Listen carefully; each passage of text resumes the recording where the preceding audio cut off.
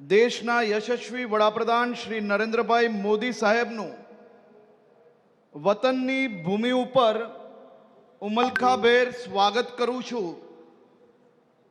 સાથે જ મંચ પર ઉપસ્થિત ગુજરાતના લોકપ્રિય મુખ્યમંત્રી આદરણીય શ્રી ભૂપેન્દ્રભાઈ પટેલ સાહેબ, ગુજરાત વિધાનસભાના સન્માનીય અધ્યક્ષ શ્રી શંકરભાઈ ચૌધરી સાહેબ, ગુજરાત પ્રદેશ ભારતીય જનતા પાર્ટીના પ્રમુખ શ્રી જગદીશભાઈ વિશ્વકર્માજી, મંત્રી મંડળના મારા સૌ સાથીઓ, અહીં પધારેલા મારા વહાલા ભાઈઓ અને બહેનો, આદરણીય મોદી સાહેબના માર્ગદર્શનમાં ગુજરાત અને દેશ નવી ઊંચાઈઓ સર કરી રહ્યું છે।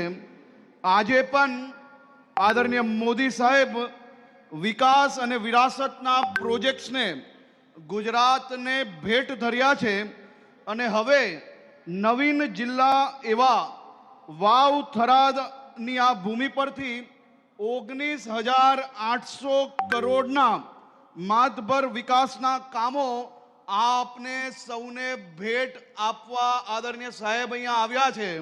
ત્યારે આદરણીય સાહેબનું હું ગુજરાતના સૌ નાગરિકો વતી ખૂબ ખૂબ આભાર માનું છું। આજે પાટણમાં રાણીની વાવ અને વડનગરમાં 3D મેપિંગ શોની આપની પ્રાચીન વિરાસતને આધુનિક ટેકનોલોજી દ્વારા જીવંત રાખવાના એક નવા આયામો આજે અહીંયાથી લોકાર્પણ કરવામાં આવવાના છે। આજે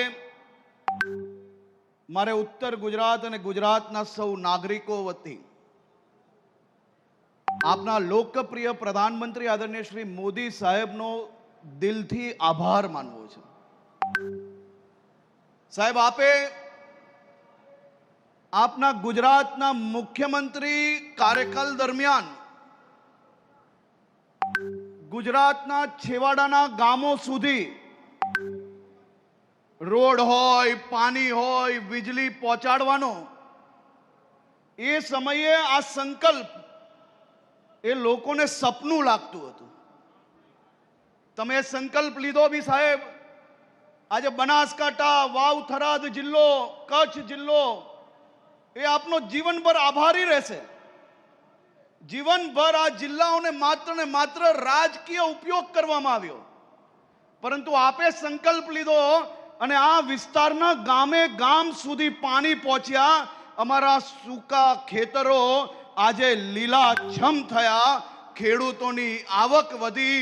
સાહેબે આપના માર્ગદર્શનમાં ગુજરાતની અનેક ડેરીઓને, ખાસ કરીને બનાસ ડેરીમાં એક પછી એક મહત્વનો બદલાવ આવ્યો અને બદલાવ આવવાના કારણે આજે આ બનાસકાંઠા, વાવ થરાદ જિલ્લાના પશુપાલકોની આવક વધી।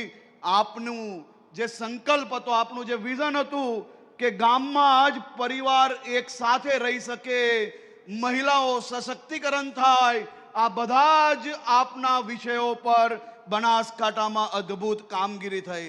આજે મારે કહેવું છે કે આજના સમયે જ્યારે દુનિયાભરમાં ગામોથી શહેર તરફ લોકો વળી રહ્યા છે, ત્યારે આપના આ કાર્યના કારણે, આપની અથાગ મહેનતના કારણે આ ઉત્તર ગુજરાતના બનાસકાંઠા, વાવ થરાદ જિલ્લામાં શહેરમાંથી વસ્તી પાછી ગામ તરફ વળવામાં કદાચ એશિયામાં નંબર 1 જિલ્લો એ આપણો મોટો બનાસકાંઠા જિલ્લો થઈ રહ્યો છે। 1947માં આપણે આઝાદી મળી ગઈ। આઝાદીના લડવૈયાઓએ અનેક સપના જોયા હતા। આઝાદીના વર્ષ વીતી જાય છે। 2014માં આ દેશને એક એવા વડાપ્રધાન મળે છે કે જેને આઝાદીના લડવૈયાઓના સપના એક પછી એક સાકાર કર્યા। આઝાદીમાં અનેક શહાદતોના સપના હતા કે મારા દેશના પ્રત્યેક નાગરિકો ઝૂંપડા, કાચા મકાનમાંથી પાકા મકાન તરફ વળશે। મારે આદરણીય મોદી સાહેબને આભાર માનવો છે કે આઝાદીના સમયના એક પછી એક બધા જ સપનાઓ 2014 થી આ દેશના પ્રત્યેક નાગરિકોને લાભ તરીકે મળી રહ્યા છે. આ કાચા મકાનોમાંથી પાકા મકાનના સપના સાકાર કરનાર બીજું કોઈ નહીં, આપના પોતાના નેતા મોદી સાહેબ છે. આજે અહીંયાથી 39,000 થી વધારે પ્રધાનમંત્રી ગ્રામીણ આવાસ આપના હજારો પરિવારોને મળવા જઈ રહ્યા છે. વર્ષો સુધી ખેડૂતોના નામે રાજનીતિ થઈ, પરંતુ મોદી સાહેબ જ્યાર તક આવ્યા ત્યાર સુધી કોઈ ખેડૂત અહીંયા એવું છે કે જેના ખાતામાં 6,000 રૂપિયા દર વર્ષે સીધા બેંકના એકાઉન્ટમાં આવે? સાહેબ, મારી ઉંમરના અને મારી પછી જન્મેલા લોકોને કદાચ આ બધા જ વિકાસના કામો સામાન્ય લાગતા હશે, પરંતુ વડીલોને જઈને પૂછજો, ગામમાં એક રોડ બી નતો મળતો. આ તો મોદી સાહેબ આવ્યા તો બોર્ડર સુધી ગામોમાં લાઈટ, પાણી, પાકા મકાનો ને ઘર મળ્યા છે. આજે મારા ઉત્તર ગુજરાત અને ગુજરાતના સૌ નાગરિકો વતી આદરણીય પ્રધાનમંત્રી શ્રી આપનો ખૂબ ખૂબ આભાર માનું છે. અમે સૌ આપ સાહેબના સંકલ્પને આગળ વધારવા માટે એક થઈને ટીમ ગુજરાત તરીકે આ ગુજરાતના સૌ નાગરિકો અથાક મહેનત કરીને આપના સંકલ્પને સાકાર કરવા માટે આગળ વધી રહ્યા છે. ફરી એકવાર આદરણીય પ્રધાનમંત્રી શ્રી આપનું વાવ થરાદ જિલ્લામાં હું ખૂબ ખૂબ સ્વાગત કરું છું.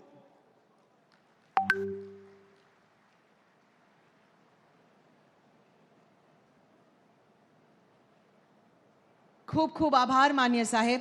આપના પ્રેરક અને સત્કાર વચનો બદલ અમે પણ આપનો આભાર વ્યક્ત કરીએ છીએ.